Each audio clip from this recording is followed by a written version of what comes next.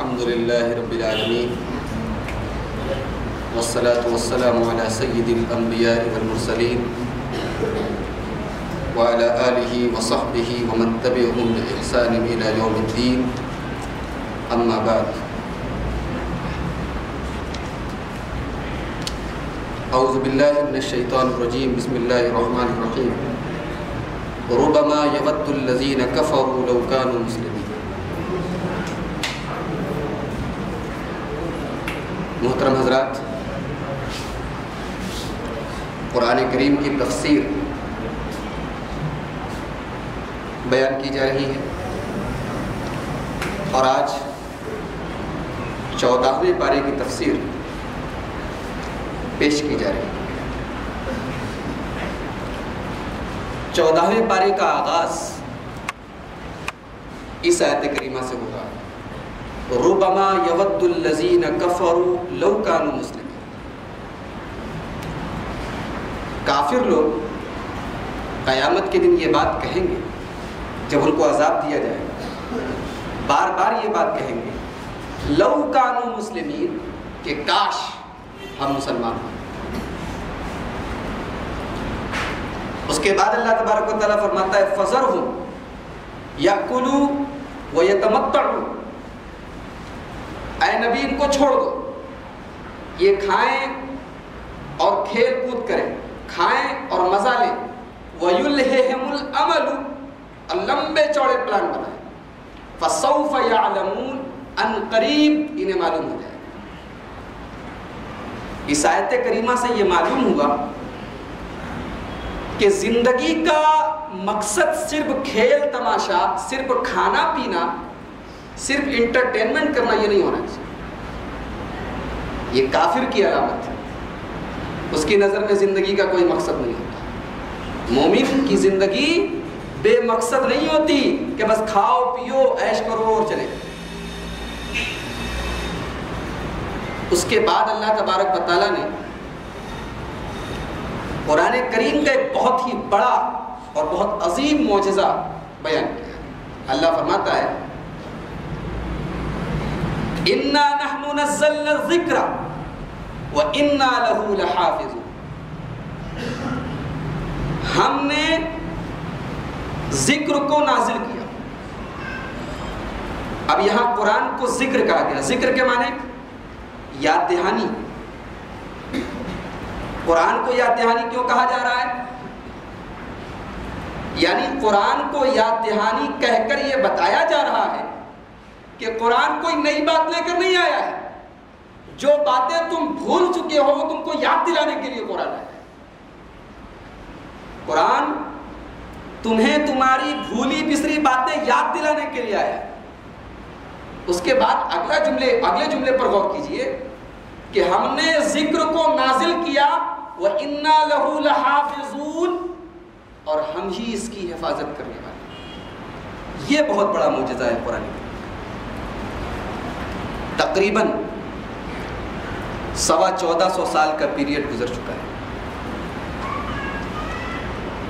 لیکن قرآن کریم کے ایک نقطے میں بھی کوئی فرق نہیں ہے. حضرت عثمان غنی رضی اللہ تعالیٰ عنہ جس قرآن کریم کی تلاوت کرتے ہوئے شہید کیے گئے تھے، آج بھی وہ قرآن تاشقند کے میوزیم میں رکھا ہوا ہے. اس قرآن کو نکال کے آج کے موجودہ قرآن سے جب کمپیئر کیا گیا تو ایک لفظ کا، ایک ورڈ کا، بلکہ ایک حرف کا فرق نہیں.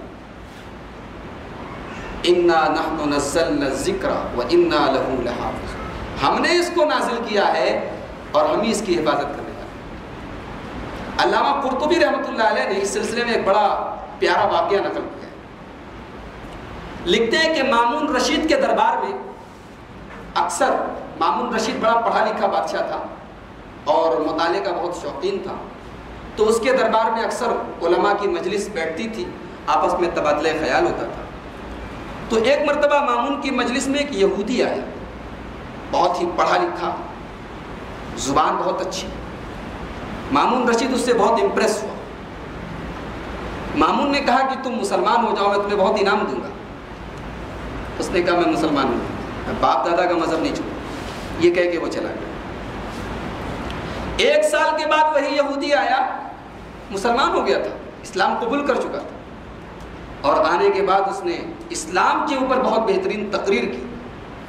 تو مامون رشید نے بڑی حیرت سے پوچھا، پچھلے سال تم آئے تھے، میں تم سے ریکویسٹ کر رہا تھا کہ تم اسلام قبول کر لو، تم نے نہیں کیا، اس سال تم مسلمان ہو گئے، آخر ایسا کیا ہوا تمہارے ساتھ؟ تو اس نے بتایا کہ میں بہت بڑا خطاط تھا،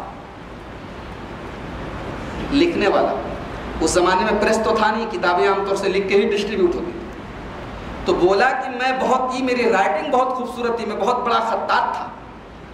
تو ایک بار ایسا ہوا کہ میں نے تورات کے 3 نسخے لکھے اور ان میں کچھ پھیر بدل کر دیا، آگے پیچھے کچھ کمی بیشی کر دی، اور ان تینوں نسخوں کو لے کر میں ایک کنیسہ میں گیا، یہودیوں کے عبادت خانے میں گیا، اور وہاں جا کے تینوں تورات کا وہ نسخہ دیا۔ ان لوگوں نے بڑے احترام کے ساتھ اس کو لے لیا اور مجھے بڑا انعام دیا۔ اس کے بعد میں نے انجیل کے 3 نسخے بنائے اور اس میں بھی کچھ کمی بیشی کر دی، اس کو لے کر میں ایک چرچ میں گیا اور پادریوں کو دیا، پادریوں نے بڑے احترام سے اس کو لے لیا اور مجھے بڑے انعام سے نوازا۔ اس کے بعد میں نے قرآن کی 3 کاپیاں دیا اور اس میں بھی تھوڑی آگے پیچھے کمی بیشی کر دی، اور اس کو لے کر میں ایک مسلمان عالم کے پاس گیا۔ اس نے کہا کہ آپ 2 دن کے بعد آئیے، میں اس کو چیک کر لوں گا، اس کے بعد بتاؤں۔ 2 دن کے بعد میں پہنچا تو مجھ کو ریٹرن لوٹا دیا، کہا کہ اس میں کچھ کمی بیشی۔ بولا مجھے یقین ہو گیا یہ اللہ کا کلام، کوئی اور پکڑ نہیں پایا، لیکن قرآن کے جاننے والے فوراً پکڑ لیتے ہیں۔ اس واقعے کو روایت کرنے والے امام یحییٰ بن اقسم سیفی کہتے ہیں کہ میں مکہ گیا اور میں نے امام سفیان بن عیینہ سے یہ واقعہ بیان کیا تو انہوں نے کہا سچ ہے، اس لیے کہ اللہ نے تورات اور انجیل کے بارے میں یہ فرمایا کہ بِمَسْتُحْفِظُوا مِنْ کتاب اللہ، تورات اور انجیل کی حفاظت کی ذمہ داری یہودیوں اور عیسائیوں کو دی گئی تھی، اور انہوں نے اپنی ذمہ داری کو صحیح طریقے سے نہیں نبھایا، اور توریت کے اندر گڑبڑ گھوٹالا ہو گیا، انجیل کے اندر گڑبڑ گھوٹالا ہو گیا۔ لیکن قرآن کے بارے میں اللہ نے فرمایا کہ اِنَّا نَحْنُ نَزَّلْنَا الذِّكْرَ وَإِنَّا لَهُ لَحَافِظُونَ، قرآن کو ہم نے نازل کیا ہے اور اس کی حفاظت ہم کرنے والے ہیں۔ تو یہ واقعہ بالکل سچ ہے اور واقعی قرآن کریم میں کوئی فیر بدل نہیں ہے۔ کتنا بڑا یہ بہترین معجزہ ہے جو ہمارے نبی جناب محمد رسول اللہ صلی اللہ علیہ وسلم کو عطا فرمایا۔ اس کے بعد اللہ تبارک و تعالی بارش کا ذکر کرتا ہے کہ بارش کیسے ہوتی۔ فرمایا وَأَرْسَلْنَا الرِّيَاحَ لَوَاقِحَ، ہم نے ہواؤں کو پانی سے بھرا ہوا جہاز بنا دیا۔ وَأَرْسَلْنَا الرِّيَاحَ لَوَاقِحَ، ہواؤں کو ہم نے پانی سے بھرا ہوا جہاز بنا دیا۔ فَأَنزَلْنَا مِنَ السَّمَاءِ مَاءً، اور پھر آسمان سے پانی برسایا۔ فَأَسْقَيْنَاكُمُوهُ، اور پھر وہ پانی ہم نے تم کو پلایا۔ وَمَا أَنْتُمْ لَهُ بِخَازِنِينَ، اور تمہارے اندر اتنی طاقت نہیں تھی کہ تم پانی کو اسٹور کر سکتے۔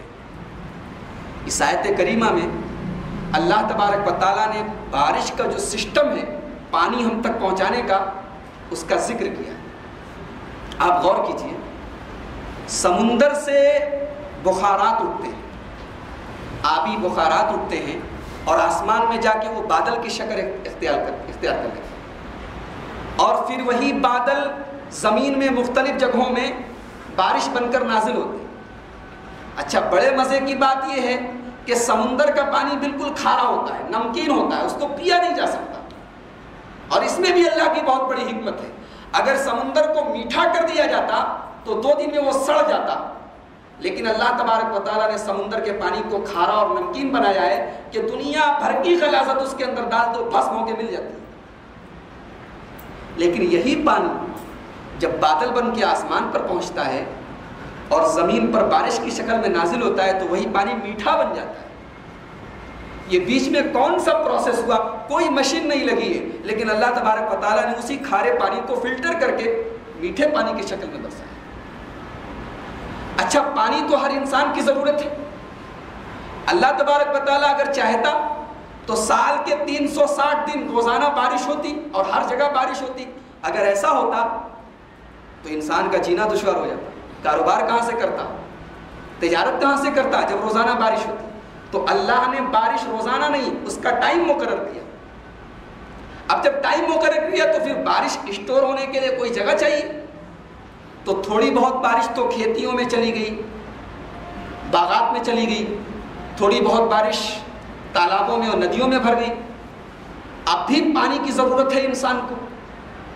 انسان یہ بھی نہیں کر سکتا کہ بڑی بڑی ٹنکیاں بنا کے پانی اسٹور کر لے، کیونکہ پانی اسٹور کرے گا 1 مہینے کے بعد پانی سڑ جائے گا۔ اللہ تبارک و تعالیٰ نے پانی کو، بارش کے پانی کو پہاڑوں کے اوپر برف بنا کے جما دیا، پہاڑوں کے اوپر برف بنا کے جما دیا تاکہ وہاں بالکل صاف پانی وہاں سے ہمیں پوری دنیا میں سپلائی ہو، اور اس پانی کو برف بنا دیا تاکہ کوئی گندگی بھی اس میں ملنے نہ پائے، اور پہاڑوں پر بنایا تاکہ ہواؤں کی وجہ سے وہ پانی گندا نہ۔ کیا نظام ہے! اللہ تبارک و تعالیٰ نے اس پورے نظام کو اس ایک آیت کریمہ میں بیان کر دیا کہ وَأَرْسَلْنَا الرِّيَاحَ لَوَاقِحَ، ہم نے ہواؤں کو پانی سے بھرا ہوا جہاز بنا دیا، فَأَنزَلْنَا مِنَ السَّمَاءِ مَاءً، اور ہم نے آسمان سے پانی برسایا، فَأَسْقَيْنَاكُمُوهُ، اور وہ پانی ہم نے تم کو پلایا، وَمَا أَنْتُمْ لَهُ بِخَازِنِينَ، اور تم اس پانی کو اسٹور کرنے کی طاقت نہیں رکھتے۔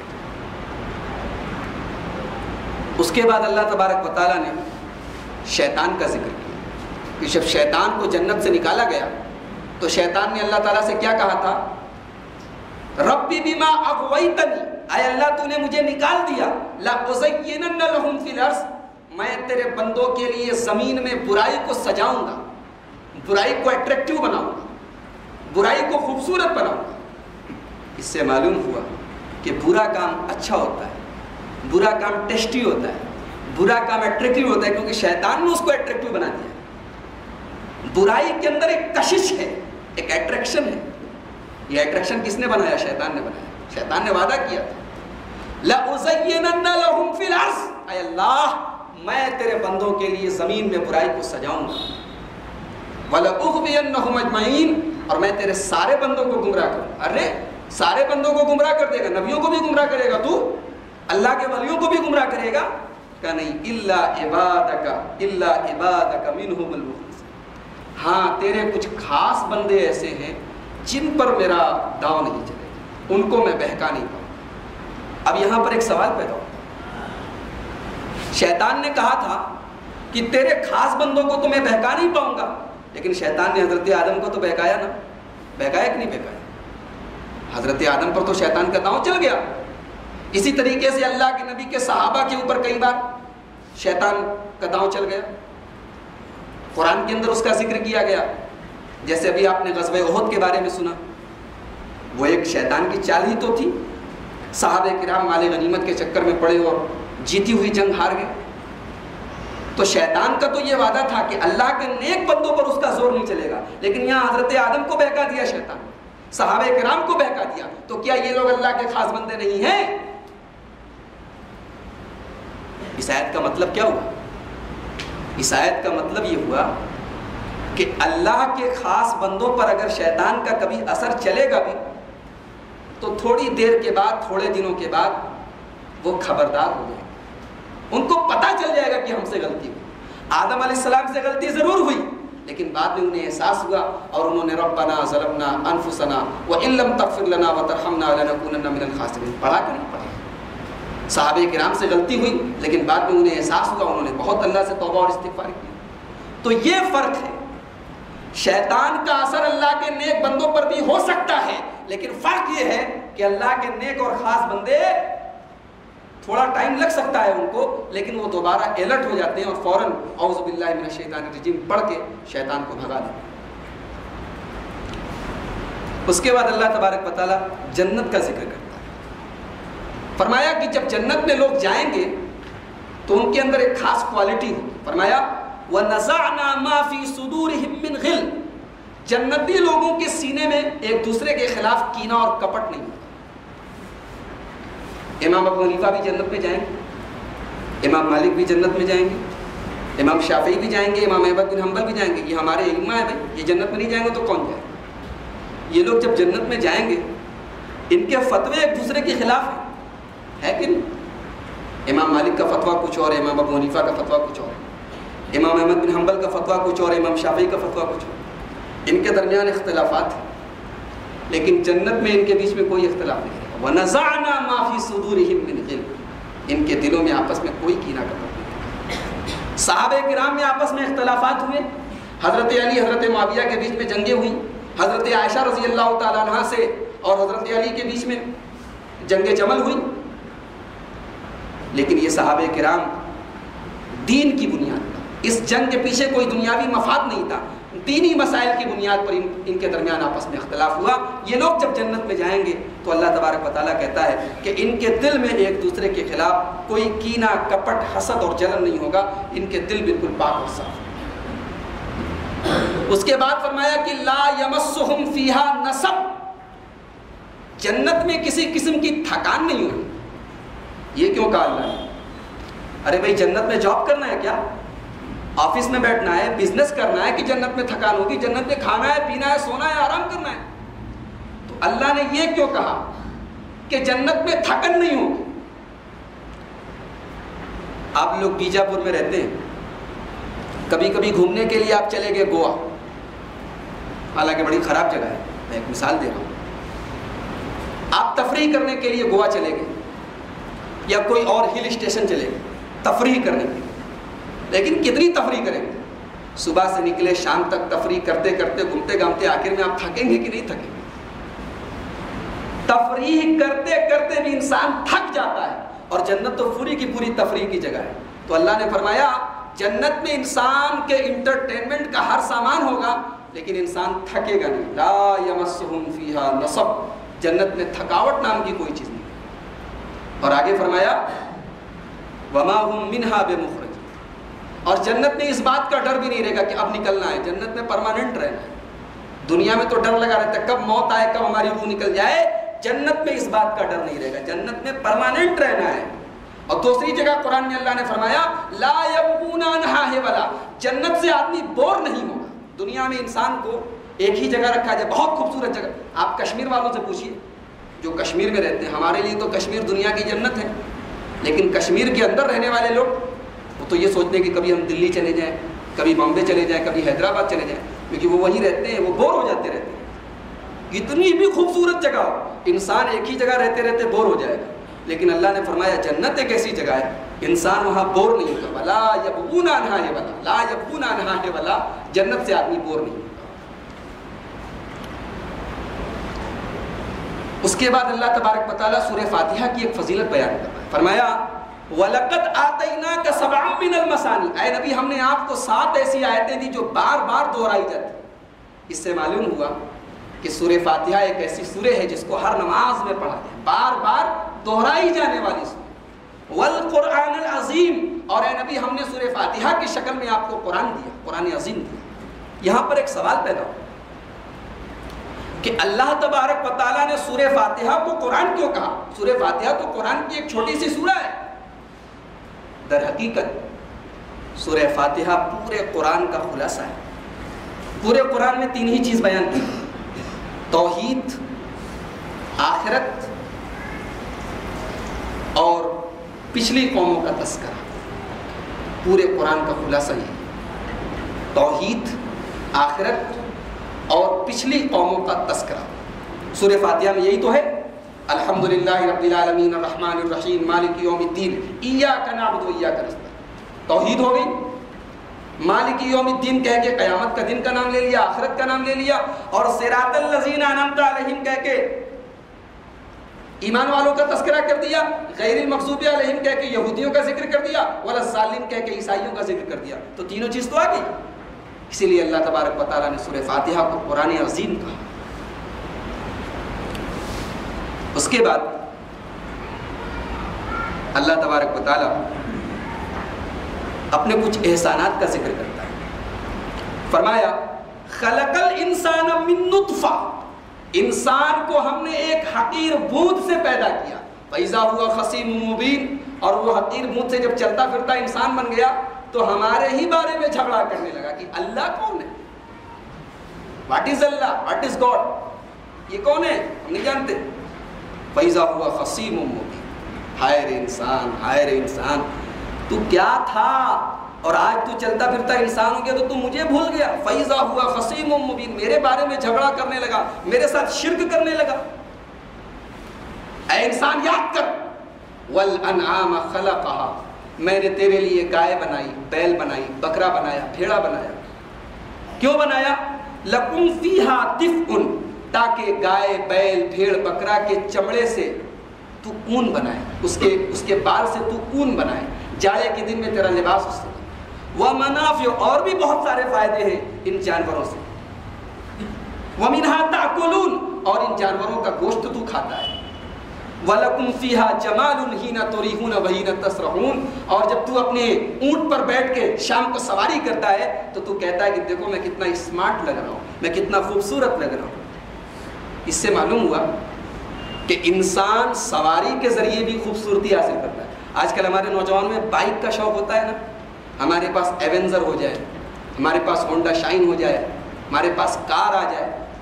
اس سواری کے ذریعے خوبصورتی حاصل کرنے کا جو یہ شوق ہے، قرآن اس کا ذکر کر رہا ہے۔ وَلَكُمْ فِيهَا جَمَالٌ، چونکہ اللہ کے نبی کے زمانے میں بائک تو تھی نہیں، کار تو تھی نہیں، لوگ اونٹ کی سواری کرتے تھے، گھوڑے کی سواری کرتے تھے، تو اللہ نے اس کا ذکر کیا کہ ہم نے یہ جو جانور بنائے، تم شام کو اور صبح کو جب اس کے اوپر سوار ہوتے ہو تو تم خوبصورت لگتے ہو۔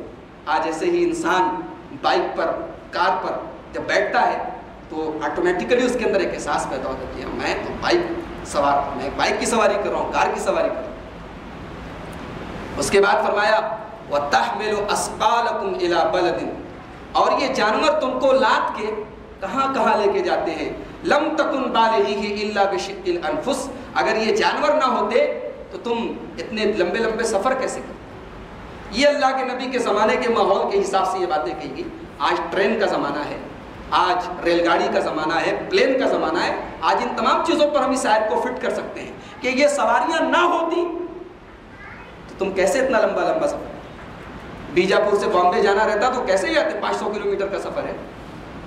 تم کو انڈیا کے نارتھ سے انڈیا کے ساؤتھ میں آنا رہتا 2000 کلومیٹر کا سفر تم کیسے طے کرتے؟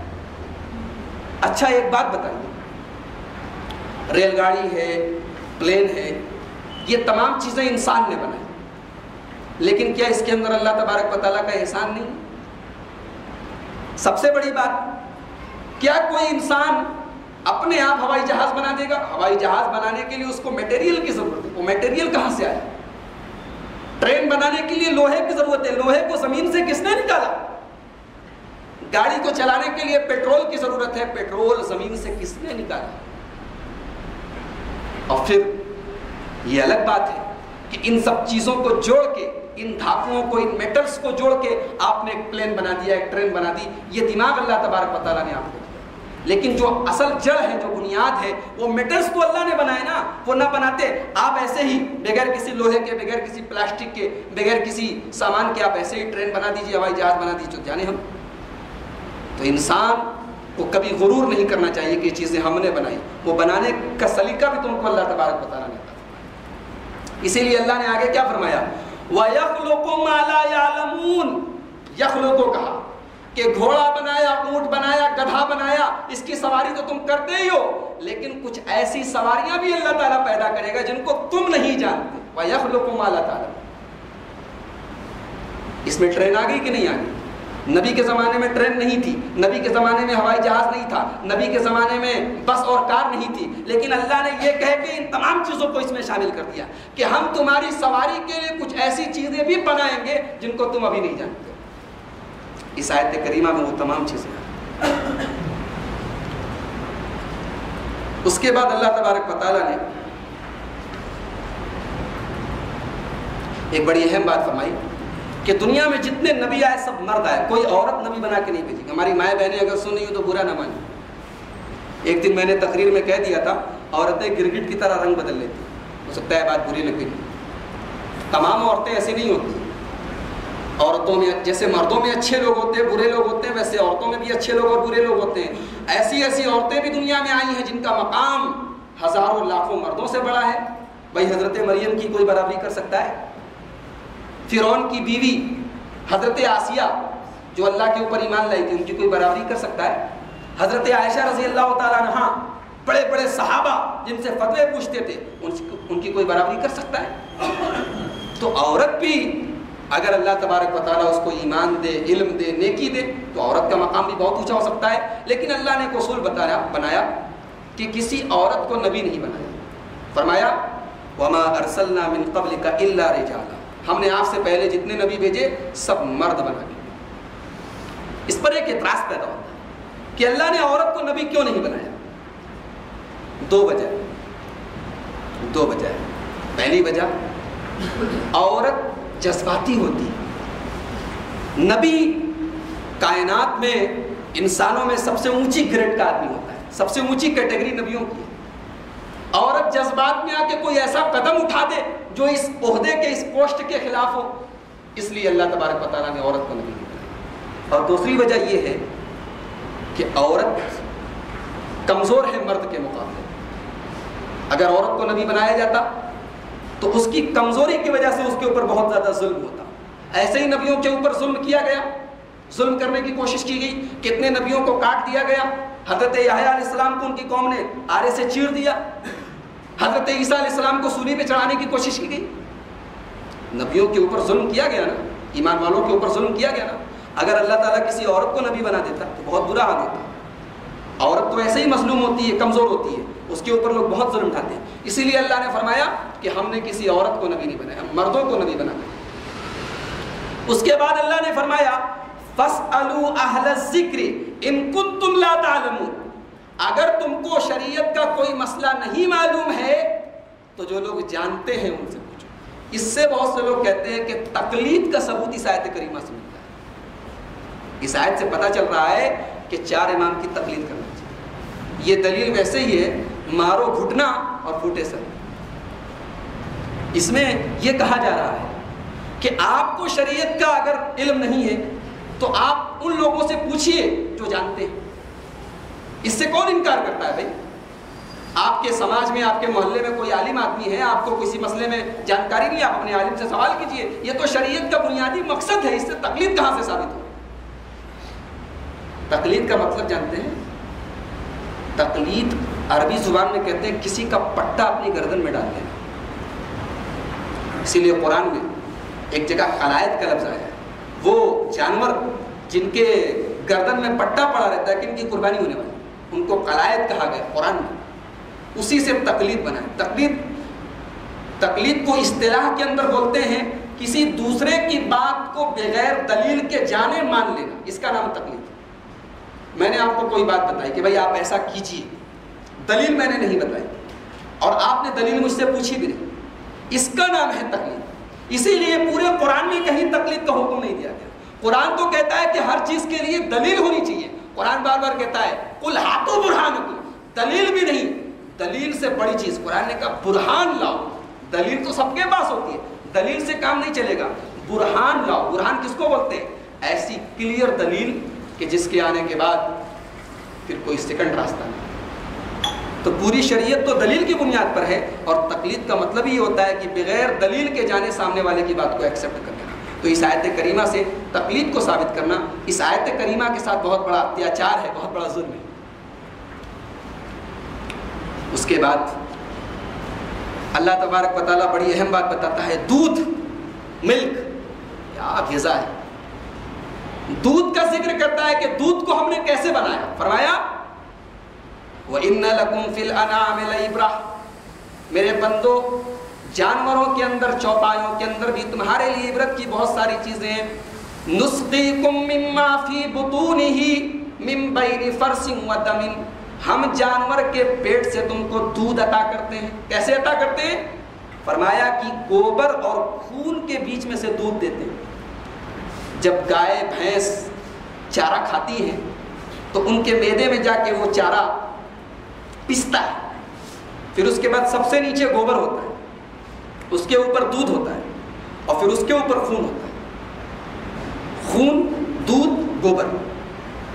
گوبر لیٹرین کی شکل میں باہر نکل جاتا ہے، خون بدن کے اندر رہ جاتا ہے، اور دودھ تھن کے اندر آ جاتا ہے جس کو انسان حاصل کرتا ہے۔ اللہ فرماتا ہے کہ گوبر اور خون کے بیچ میں سے ہم نے جو یہ دودھ نکالا، لبنن خالصن، بالکل پیور دودھ نکالا۔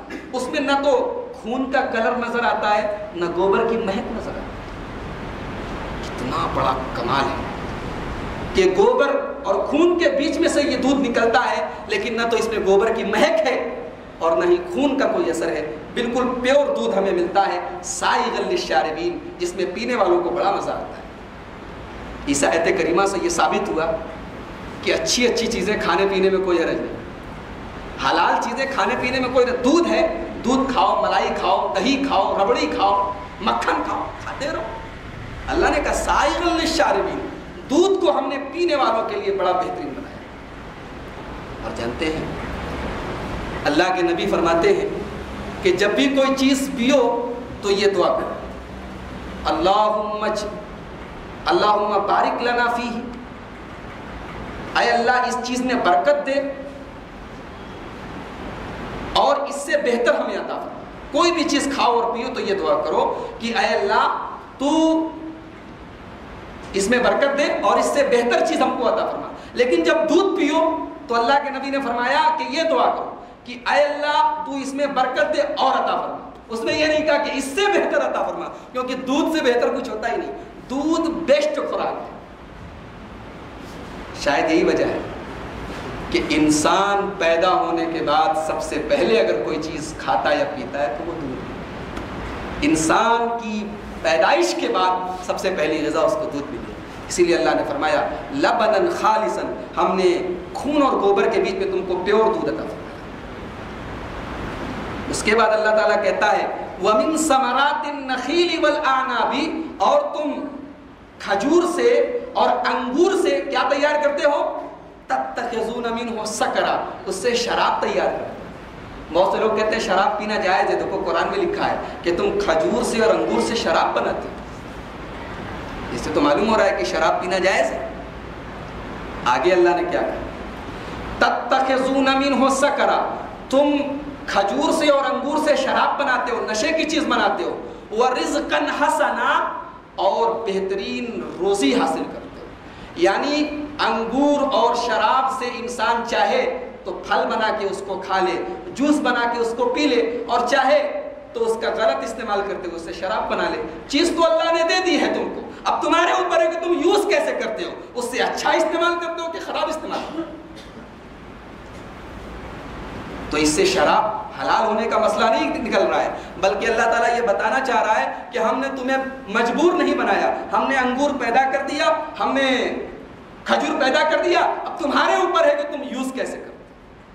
اور یہ رول دنیا کی ہر چیز پر صادق کرتا ہے۔ موبائل ہے، موبائل کے ذریعے آپ اچھی چیزیں شیئر کر سکتے ہیں، اسلام کی تبلیغ کر سکتے ہیں، تقریروں کو ریکارڈ کر سکتے ہیں، تقریروں کو پھیلا سکتے ہیں، قرآن کو سن سکتے ہیں، اور اسی موبائل سے نامحرم عورتوں سے بات کر سکتے ہیں، اسی موبائل پر ناپاک چیزوں کو دیکھ سکتے ہیں، اسی موبائل کے ذریعے آپ غلط چیزوں کو شیئر کر سکتے ہیں۔ تو چیز تو ایک ہے، آپ کے یوز کے اوپر ہے کہ آپ یوز کیسے کرتے ہیں۔ تو یہی معاملہ انگور کا اور کھجور کا ہے۔ اس کے بعد اللہ تبارک و تعالیٰ نے اپنی مخلوقات میں سے ایک نہایت ہی معمولی مخلوق شہد کی مکھی کا ذکر کیا، اور اس سورہ کریمہ کا نام ہی شہد کی مکھی کے نام پہ پڑا ہے۔ اس سورہ کا نام کیا ہے؟ سورہ نحل۔ نحل کے معنی شہد کی مکھی، شہد کی مکھی کے نام سے پوری ایک سورہ ہے قرآن کی۔ شہد کی مکھی ہے تو معمولی سی، لیکن اس کا اگر آپ اس کے بارے میں اسٹڈی کریں، اس کے بارے میں پڑھیں، تو یہ اللہ کی بڑی عجیب و غریب ہے۔ شہد کی مکھی جہاں پہ رہتی ہیں شہد کی مکھیاں بڑے سسٹم سے رہتی ہیں، انسانی سسٹم ان کے اندر پایا جاتا ہے۔ پوری شہد کی مکھیاں ایک مکھی کو اپنا بادشاہ مانتی ہیں، وہ ملکہ ہوتی ہے، رانی مکھی ہوتی ہے، اور انڈے دینے کا کام اسی مکھی کا ہوتا ہے۔ 2 ہفتوں میں 6000 سے لے کے 12000 انڈے دیتی ہے رانی مکھی، اور باقی ساری مکھیاں اس کے آدیش کا پالن کرتی ہیں، اس کے حکم کا پالن۔ وہ کہتی ہے کہ جاؤ فلاں پھول کے پاس چلی جاؤ، وہاں جا کے تم اس کا رس پیو، تو کچھ مکھیاں رس پینے کے لیے، وہ کہتی ہے میرے انڈوں کو بیٹھ کے سیو، تو کچھ بیٹھ کے انڈے کو سیو۔ بڑا سسٹم ہے ان کا۔ تو اللہ تبارک و تعالیٰ شہد کی مکھی کو بیان کر کے اپنی توحید کی دلیل دے رہا ہے۔ اللہ فرماتا ہے وَأَوْحَى رَبُّكَ إِلَى النَّحْلِ، اور تیرے رب نے شہد کی مکھی کو یہ سجھا دیا، اس کو یہ اس کے دماغ میں یہ بات ڈال دی، أَنِ اتَّخِذِي مِنَ الْجِبَالِ بُيُوتًا، کہ تو پہاڑوں پر اپنا گھر بنا۔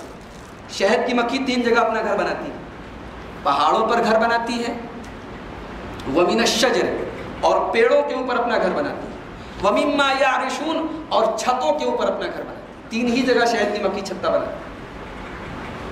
اور اس کے بعد جب وہ اپنا چھتا بنا لیتی ہے، اچھا اس کا چھتا بھی بڑا اسٹائل کا ہوتا ہے۔ شہد کی مکھی کا چھتا ہمیشہ مسدس شکل میں ہوتا ہے، کبھی 3 کونے والا یا چوکور نہیں ہوتا، ہمیشہ مسدس شکل کا ہوتا ہے۔ پھر اللہ تعالیٰ کہتا ہے شہد کی مکھی سے ثُمَّ كُلِي مِن كُلِّ الثَّمَرَاتِ، اے شہد کی مکھی اب تو مختلف پھلوں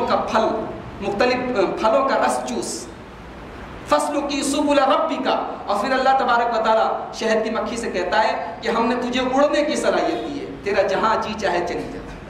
اچھا بڑے کمال کی بات یہ ہے کہ شہد کی مکھی اگر بیجاپور میں اس کا چھتا ہے اور اڑتے اڑتے وہ شولاپور چلی گئی تو کبھی راستہ نہیں بھول سکتے، وہ واپس اپنے گھر آئے۔ فَاسْلُكِي سُبُلَ رَبِّكَ، اے شہد کی مکھی تیرے رب نے تیرے لیے جو راستہ بنایا ہے ان راستوں پر تو چل۔ اس کے بعد اللہ کہتا ہے یخرج من بطونها شراب، شہد کی مکھی کے پیٹ سے ایک شراب نکلتی ہے، ایک سیال نکلتا ہے، ایک لکوڈ نکلتا ہے۔ کیسا لکوڈ ہے؟ مختلف الوان، جس کا کلر الگ الگ ہوتا ہے۔ شہد کے اوپر اسٹڈی کرنے کے بعد یہ بات معلوم ہوئی ہے کہ شہد کی مکھی جس پھل کا رس چوستی ہے، شہد کے اندر اس کا ٹیسٹ ملتا ہے۔ مان لیجئے کہ کشمیر کے اندر اگر شہد کی مکھی نے چھتا ڈالا ہے تو وہاں ایپل کا سینس پایا جائے گا، ایپل کا ایسنس پایا جائے گا، کیونکہ وہاں سیب کے باغات ہیں۔ تو موسم کے حساب سے اور جگہ کے حساب سے شہد کا کلر چینج ہوتا ہے اور اس کا ٹیسٹ بھی چینج ہوتا ہے۔ تو اللہ نے فرمایا کہ شہد کی مکھی کے پیٹ میں سے ایسا ہم نے لکوڈ تم کو عطا فرمایا جس کا کلر چینج ہوتا رہتا ہے۔ فیہ شفاء للناس، اور شہد کے اندر اللہ تبارک و تعالیٰ نے لوگوں کے لیے شفا رکھی۔ شہد کی مکھی کے بارے میں ڈاکٹر لوگ بولتے ہیں شہد کے بارے میں کہ اس کے اندر بہت ساری بیماریوں سے شفا ہے۔ حضرت عبداللہ بن عمر کو تو کہیں پھوڑا کھنسی ہوتی تھی اس کے اوپر شہد لگا دیتے اور یہی آیت پڑھتے تھے کہ اللہ نے قرآن میں کہا کہ شفاء للناس، شہد کے اندر ہر بیماری کی شفا ہے۔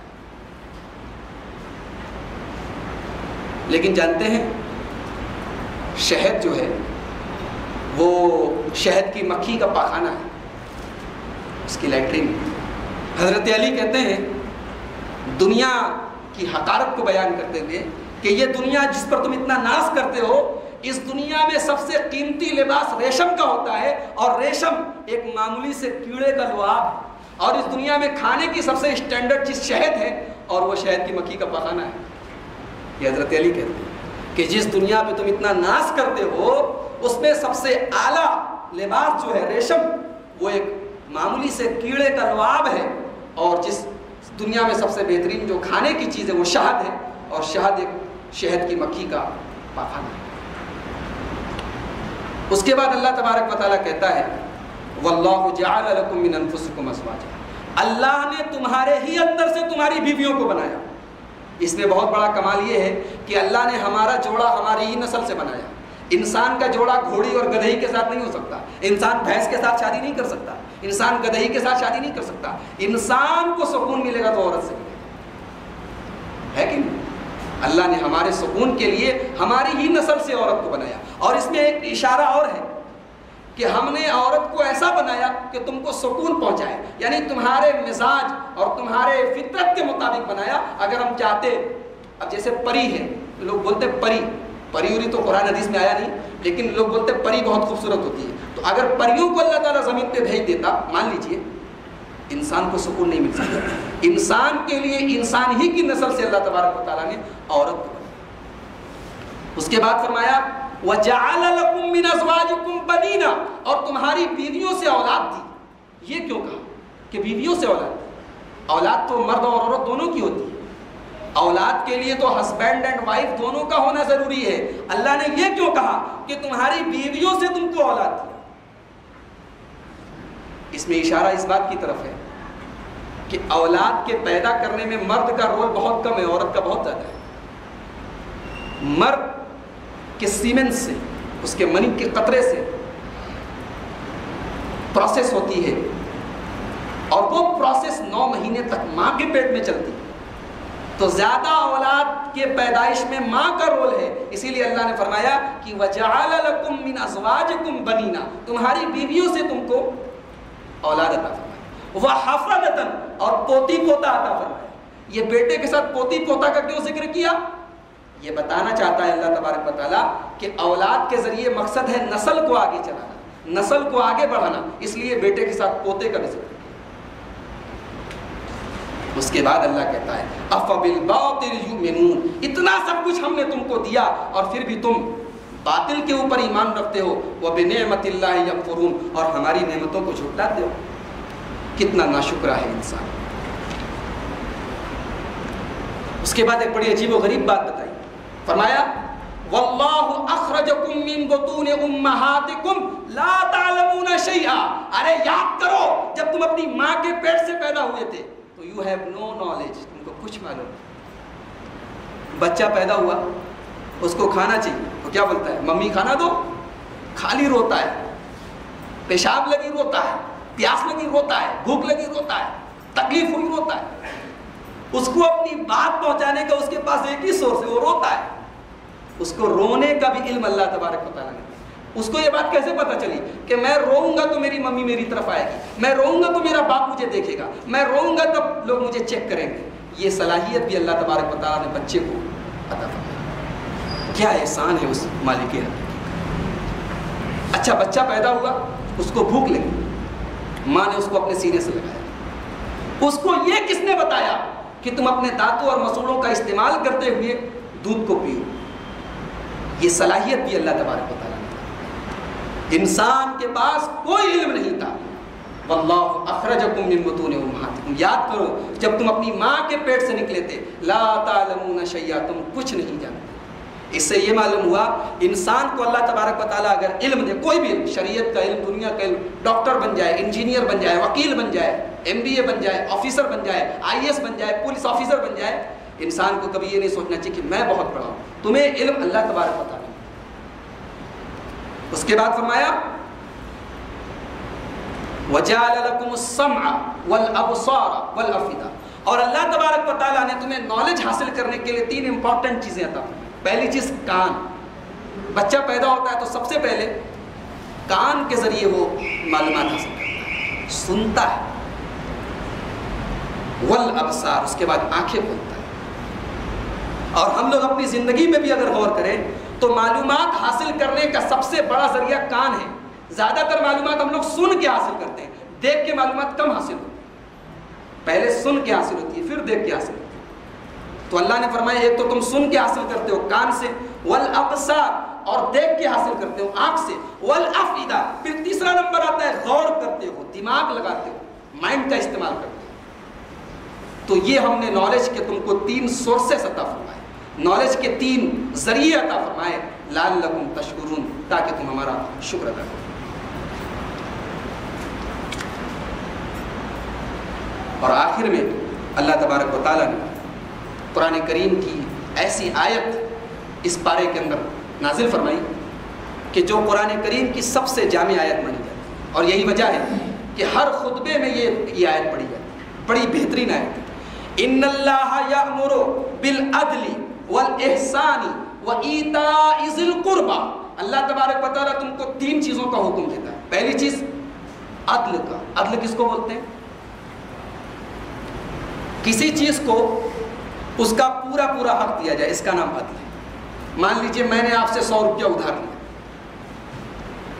آپ نے 1 مہینے کے بعد مجھے 100 روپیہ دے دیا، اس کا نام ہے عدل۔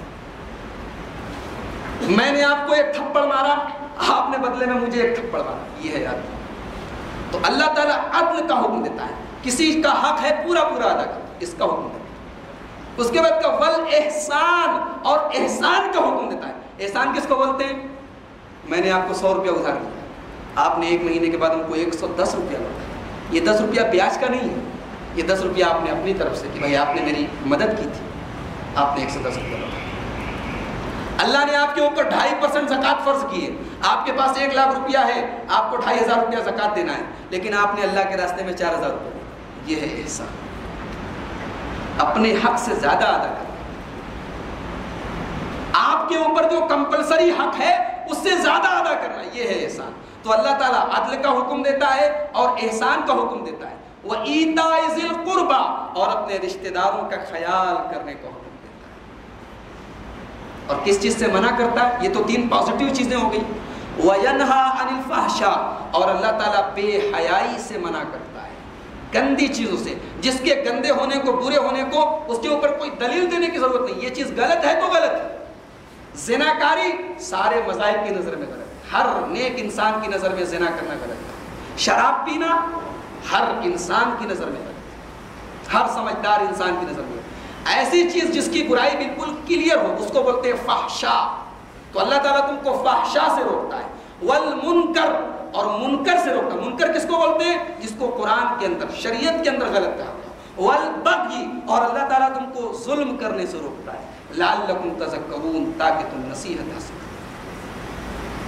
اللہ تبارک و تعالیٰ سے دعا ہے رب العالمین ہمیں ان چیزوں کو اپنانے کی توفیق عطا فرمائے۔ اسی کے ساتھ 14ویں پارے کی تفسیر ختم ہوئی۔